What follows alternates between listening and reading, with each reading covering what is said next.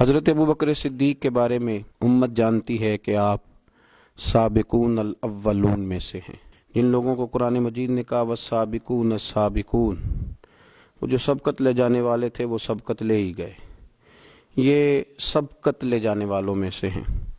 حضرت ابو بکر صدیق رضی اللہ تعالیٰ عنہ کے اخلاق میں، تعلیمات میں جو چیز سب سے زیادہ نمایاں ہے، جو سب سے زیادہ اعلیٰ ہے، جو سب سے زیادہ عرفہ ہے، وہ یہ ہے کہ ان کے جلووں میں، ان کے اخلاق میں نبی پاک علیہ الصلاۃ والسلام کی سیرت کا مکمل عکس دکھائی دیتا ہے۔ انہوں نے اپنے آپ کو نبی پاک صلی اللہ تعالیٰ علیہ وسلم کی مقدس سیرت کے مطابق ڈھال لیا تھا۔ اٹھنا، بیٹھنا، چلنا، بولنا، وہ سمجھ گئے تھے کہ اللہ کے نبی صلی اللہ علیہ وسلم کی رضا کیا ہے۔ کوشش کرتے تھے کہ زیادہ بحث نہ ہو بلکہ جو حضور فرما دیں، آپس میں اس پر زیادہ تکرار نہ کی جائے بلکہ سنا جائے اور فوراً اس پر عمل کیا جائے۔ صحابہ ایسا کرتے بھی نہیں تھے، لیکن ہمارے زمانے میں کچھ باتوں پر بحث ہوتی ہے، تکرار ہوتی ہے۔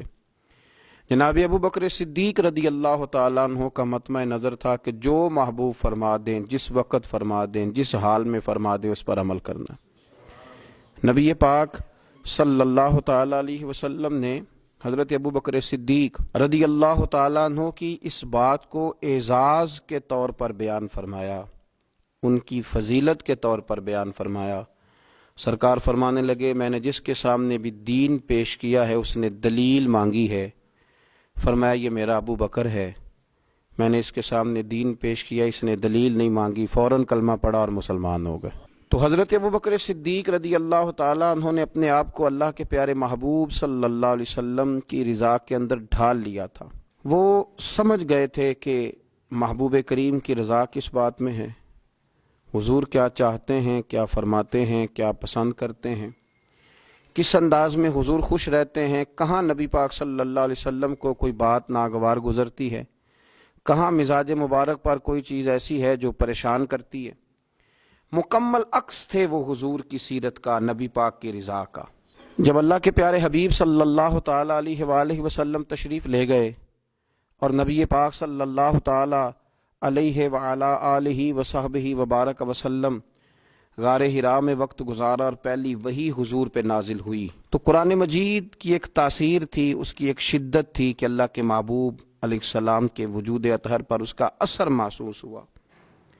سرکار جب گھر آئے اور جناب خدیجۃ الکبریٰ رضی اللہ تعالی عنہا کو کہا کہ مجھے چادر اڑا دو، مجھے چادر اڑا دو، اور اپنی اس کیفیت کا اظہار فرمایا، تو حضرت خدیجۃ الکبریٰ رضی اللہ تعالی عنہا نے نبی پاک علیہ السلام کے 5 اوصاف گنوائے۔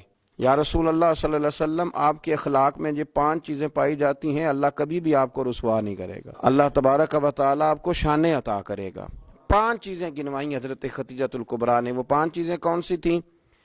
فرمایا مجھے اللہ کی قسم، اللہ آپ کو ہرگز بھی شرمندہ نہیں کرے گا۔